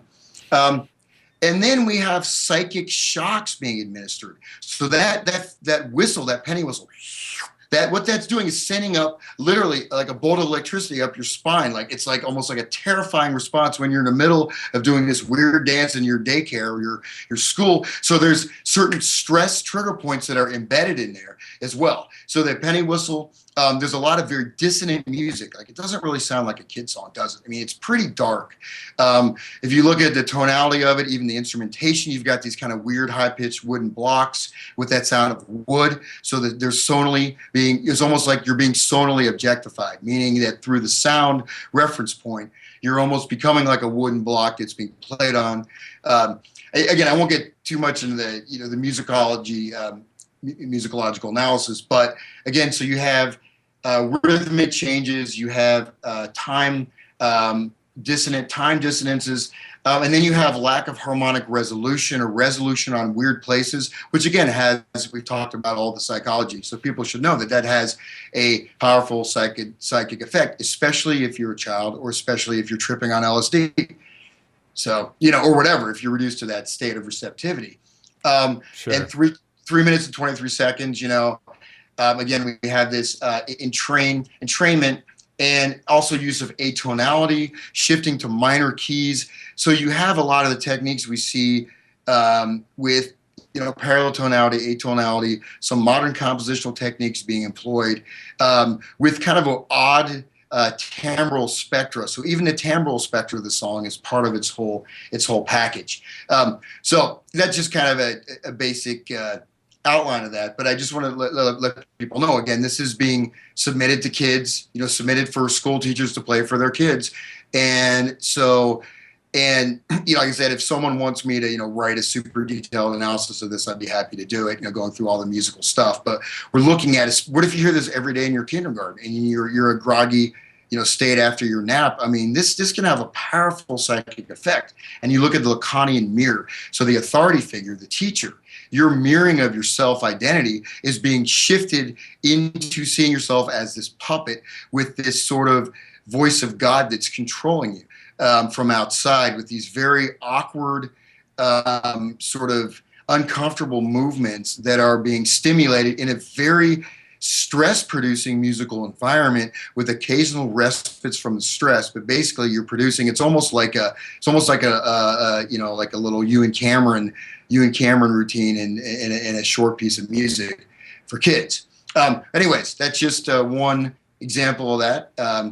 But let me just jump up into Strawberry Fields Forever, which is really, again, another one of those wonderful John Lennon songs that he wrote remembering his childhood in a place he used to play. So let's go ahead, and there's a music video of this. You can also listen to the original song, but why don't you roll just a bit of that music video?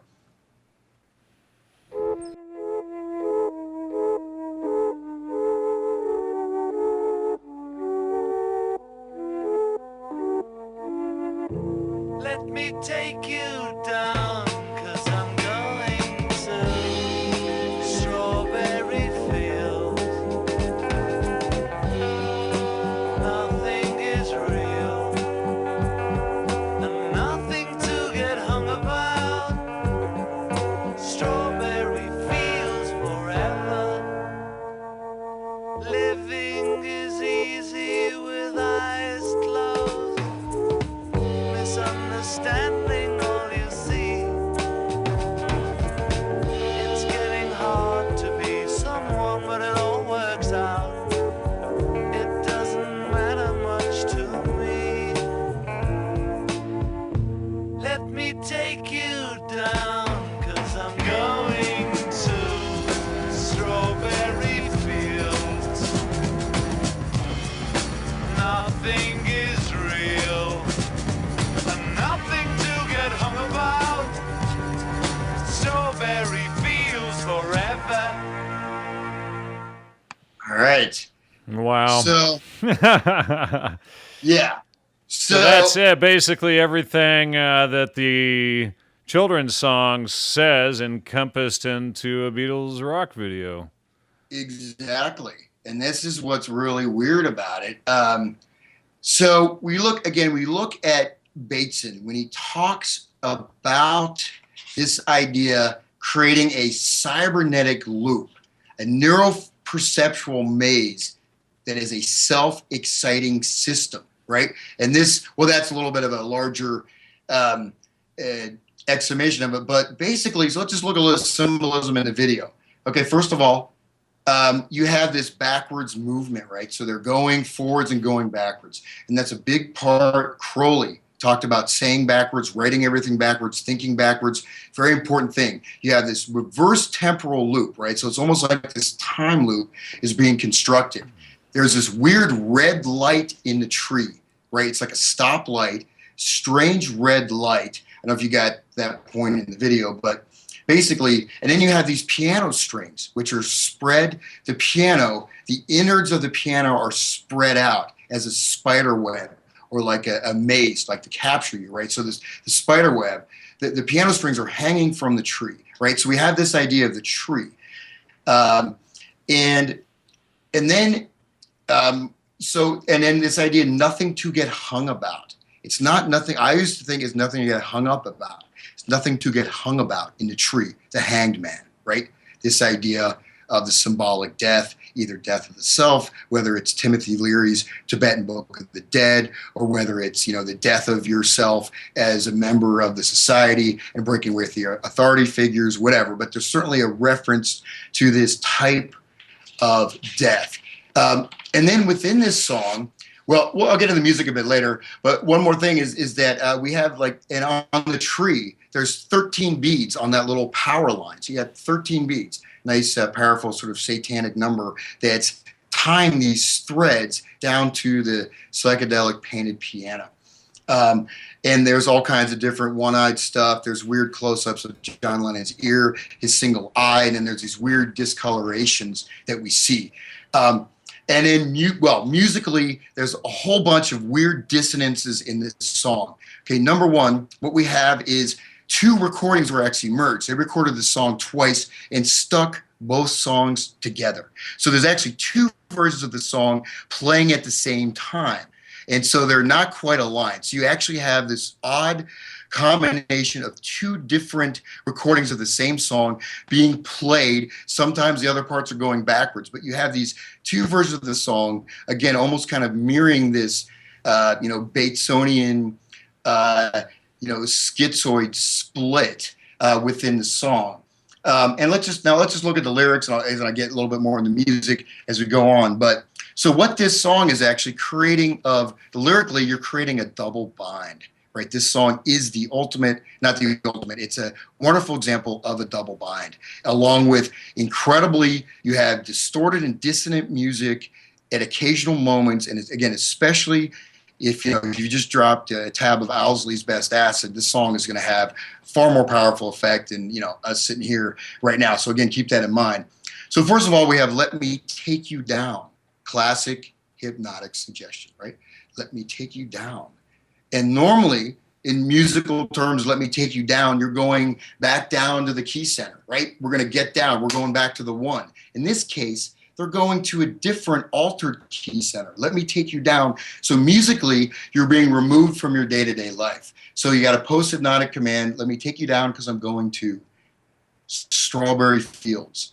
Okay, and then suddenly we have this kind of upward modulation of the music, nothing to get hung about. So nothing to get hung about. So this idea of what does it mean to get hung about? We're not talking about hung up. We're talking about nothing to get hung about. We have the tree metaphor, which is clearly present in the video.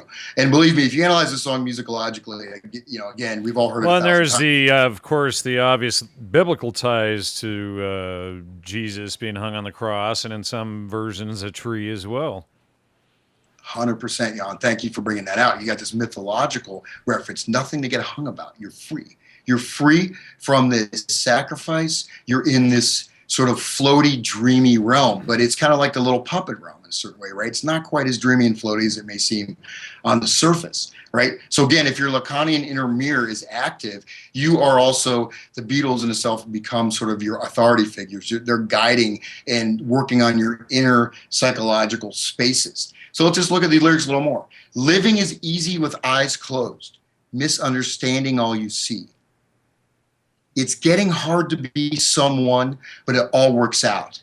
It doesn't matter much to me.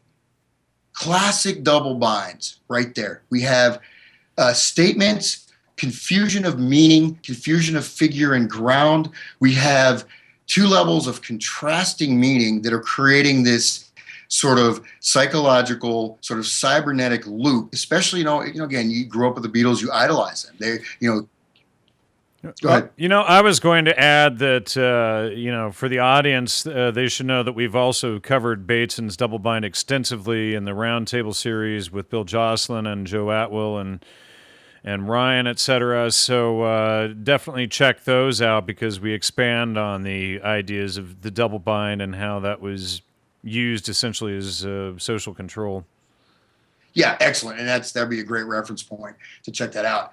So, and then again, he's saying it's getting hard to be someone, but it all works out. So these are people questing for their identity, right? People are probably very confused. They may have left home, have this whole social upheaval, but it all works out, but it doesn't matter much to me. So he's also at the same time dismissing the audience. So you have this bringing closer and then just like the puppet master kind of slapping the audience down. And then we go, let me take you down because I'm going to Strawberry Fields. Now we have an increased dissonance. We have these weird backwards stereo effects. It's almost like you're going down this pit or this tunnel with a lot of jarring sounds, right? Sounds that are not placed in the music, but just like that penny whistle we heard already, these are creating this sort of a tension. And then this idea of Strawberry Fields forever. So you're kind of trapped in this strawberry field. You're trapped in this psychological space, just like the ghost haunting the machine, right? You're sort of psychedelically disembodied, psychedelically schizophrenic. And then no one I think is in my tree. Okay, and when no one I think is in my tree, you have British, like British brass bands, right? So you have a nice little normal section of the song, so to speak, with British brass bands. Very important part. Every village would have their brass band. So you grew up in a village in England, you'd hear these bands, right? It was sort of, even in America, so it's associated with sort of traditional values, right?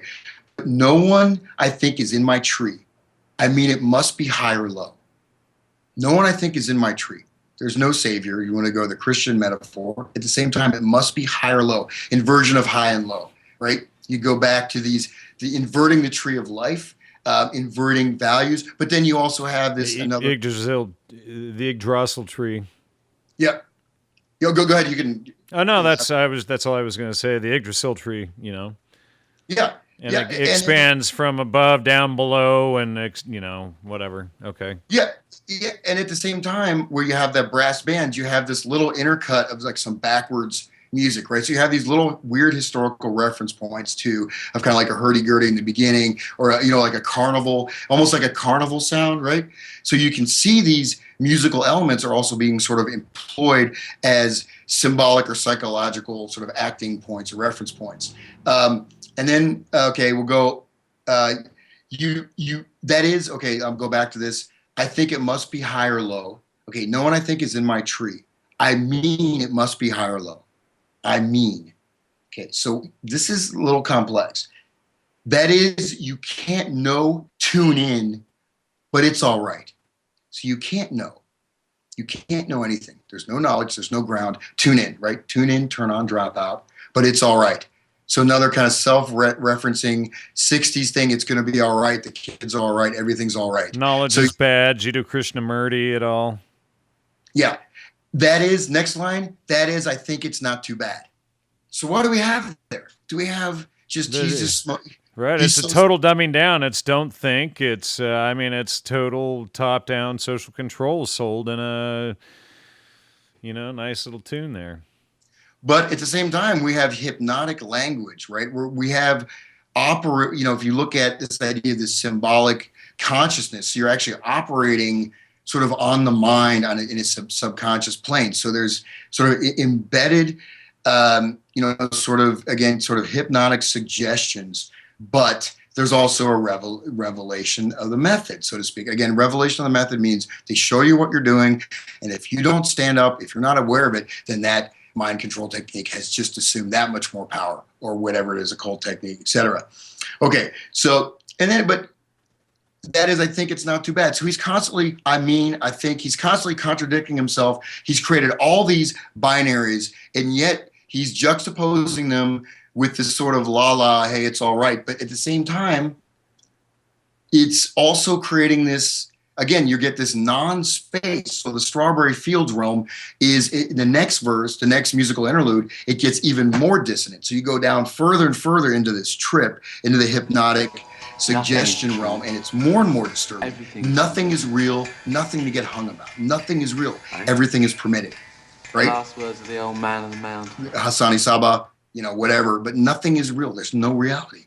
And there's no redemption. And there's just this strawberry field la la land. And then just always no, sometimes think it's me. Always no, sometimes think it's me.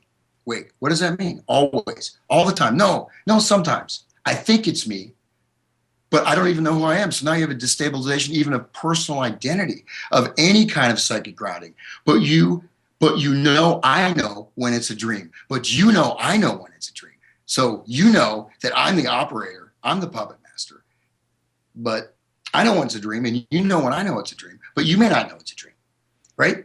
Again, hypnotic suggestion, it's a dream. So we got, again, all this stuff. I think I know I mean a yes, but it's all wrong. So now we have yes and no. I think I know I mean a yes, but it's all wrong. That is, I think I disagree. Okay, so now we have, I think I know I mean a yes, but it's all wrong. That is, I think I disagree. So he thinks he means it a yes, but it's all wrong. That is, I think I disagree. So you have this, and then on the other hand, you have this totally wishy-washy persona, but which is embedding this wisdom. Of course, with Charles Manson, got a lot of wisdom out of this. And then it continues, with increased dissonance. Then we have some Strawberry Fields Forever, creating this gentle space. And then the end of it gets even more psychedelic. You have this sort of mapping of interior psychedelic space with all these swirling sounds going around you, and there's some kind of weird little text reference at the end.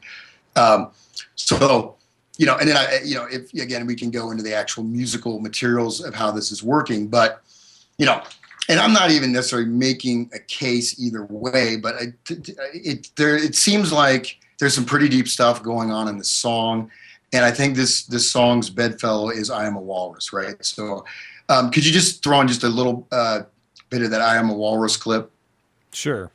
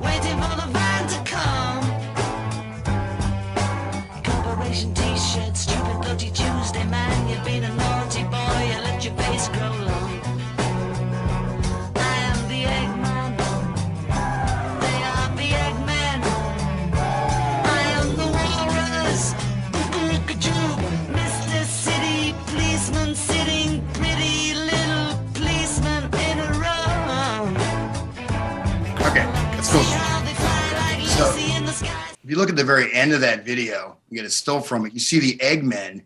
I am the Eggman, you are the Eggman. And they're all wearing these weird little egg caps, and they're just like this stretching centipede with these white, they look almost like lobotomy mental patients, right? So this song, you notice certain parallels with both I Am a Puppet, or the Little Puppet, and with Strawberry Fields Forever. We have this, you have the beginning of the song, you expect to show the song's tonic, the musical tonic that is, and you go to like a different key center. So you got already this sort of musical dislocation. And then you have, and you have a lot of odd musical elements in terms of, like the chord progression on the outro was described by musicologist Alan Polk as a harmonic Mobius strip with scales and bass lines and top voices move in contrary motion. So, and you have very, very detailed, complex harmonic structures related to the lyrics. So it's pretty complicated. But then you have these very strange lyrics, right? And then what do you think? I mean, that video with like the weird animal masks, I mean, it's definitely a little bit weird, right? And actually the Magical Mystery Tour was a book written about this guy's kind of occult tour of the world. He wrote, I think it written in the 1920s by some, British occultist guy. It was called, Magical Mystery Tour was a book he wrote, but it's a reference to that too. But you have, Mr. City Policeman.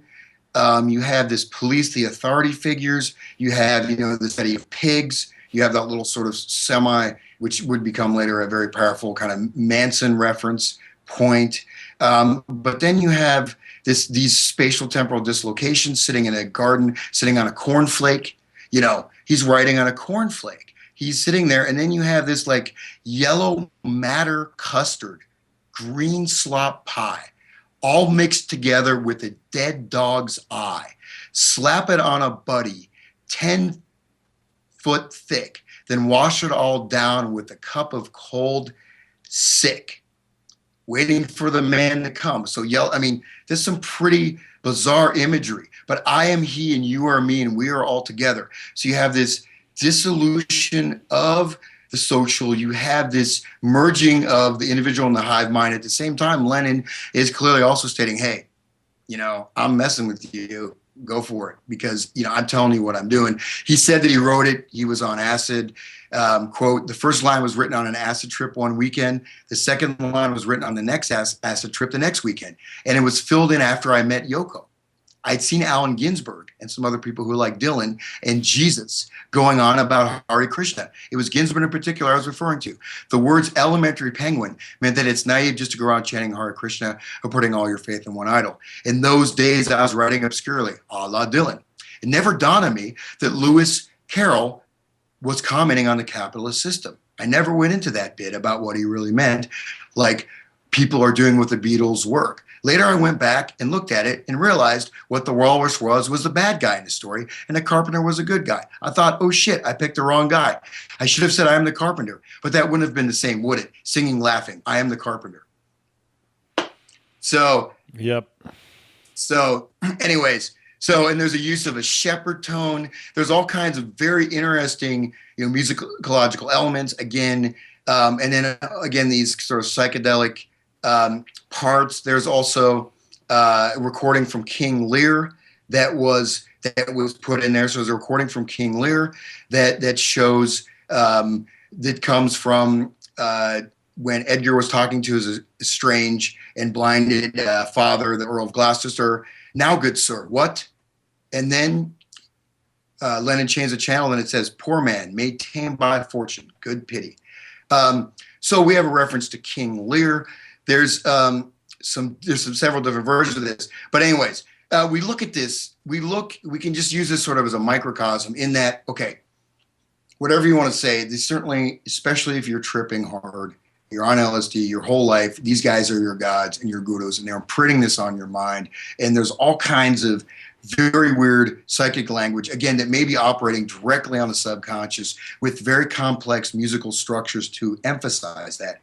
We look at, going back to Bateson, creating a cybernetic loop that is a self-exciting system where binary values become opposing forces that eventually totally subsume the personality of the individual. Basically, it's like, as he described this in one example, talking about alcoholics, and alcoholics get this loop where they get a break off from the loop and they lose their connection with their normal external world and get locked in this mental cybernetic loop. And then you have two binary, these opposing forces. You can have peace and war. You can have authority and rebellion. And as this cycles, the idea, he looks upon it as basically this system starts to take on its own momentum and move faster and faster. The center of equilibrium is gone. You actually have this, you've basically set up this, dynamic system that will eventually destroy itself or create its opposites, right? And so you look at the rebellion. As you rebel more, the more you have to bow in authority to the countercultural gods in the system of whatever you've embraced. And so the walrus, you have this false creativity, pseudo synergy, not real synergy, not real creativity, but sort of this artificial, again, psychic world that's, again, created as a cybernetic loop within the mind, but also even within larger social structures. And then I am the walrus and the Eggman, the hive mind, the dislocation.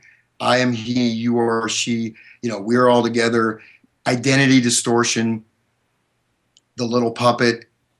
I don't know, you can keep going, but that's basically saying that there's a lot of these psychological techniques that you can see to a certain extent being employed. And if you look at this as being something that's not just, randomly coming up with words when you're taking some acid and writing some stuff, you can see that this can have a powerful effect, especially when you're grown up listening to these other records, which I thought was pretty cool when I came across that, to think that kids in that generation were hearing some of these songs when they're very early childhood conditioning phase, and then you move into these later kind of musical examples of that. Again, with the authority figure that's directing you, et cetera. So we can leave it there, but yeah, that's basically, that's my spiel for the day.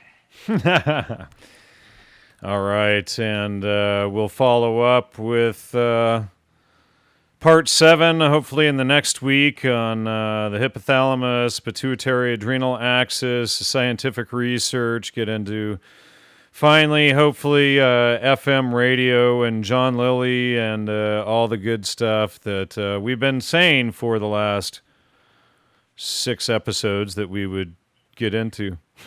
Yeah, and the funny thing is, dude, when we started this, I thought we were going to do all this in one episode. Yeah. Well, and then I thought we would get it done in 3, and then so anyway, there's that. And So anyway, Hans, that's a wrap. Thank you so much. All right. Well, thank you, brother. And yeah, please, check out my website. I'm going to get some stuff published here and move forward. And, definitely any support is always groovy, to use a wonderful word from my generation. Not that old. But yeah, it was. Because you're it was a feeling groovy. But yeah, Jan, well, I will talk to you soon, and take care and keep up the good work. All right. Thank you. And you too. Talk to you soon.